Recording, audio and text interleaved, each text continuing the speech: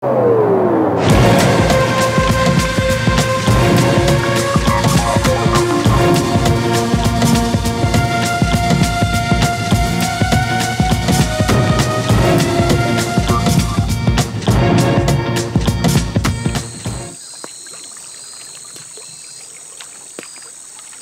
Guajalcocha, la lagune poissonneuse est située aux confins septentrionaux du Pérou.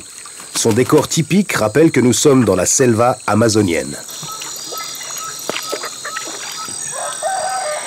Sandy Santiago Yangura fait partie des quelques 3000 Indiens Kandoshi qui vivent encore presque comme leurs ancêtres dans cette région naturellement riche mais très fragile. La vie des Kandoshi dépend de l'eau qui se déverse dans l'Amazone, puis 3000 km plus loin, dans l'océan Atlantique.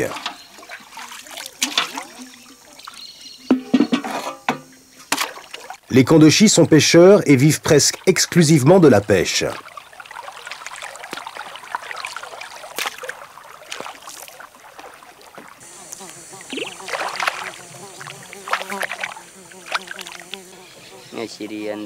Dans le passé, la vie était certes plus pénible.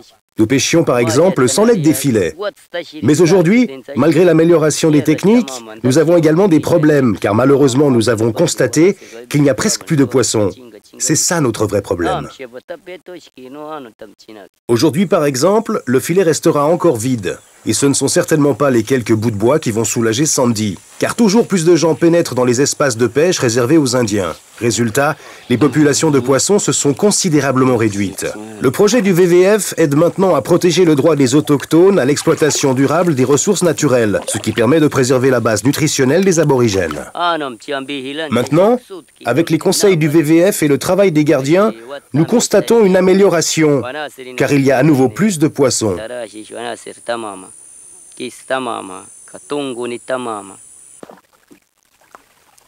Le WWF a formé des Indiens comme gardiens pour empêcher que des intrus mal intentionnés volent aux Kandoshi les poissons qui leur appartiennent légalement et par héritage. Un des fils de Sandy Santiago Yangura a aujourd'hui plus de chance avec la méthode traditionnelle.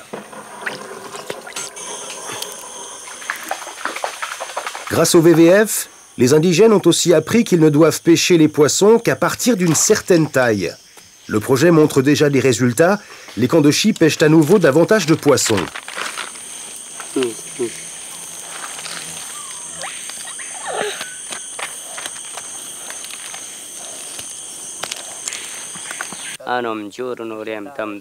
Mon rêve est que nous ayons dans notre lagune toujours assez de poissons. J'espère aussi que l'avenir nous permettra d'avoir des moyens d'existence suffisants, car pour nous, les poissons font partie intégrante de la culture Kandoshi.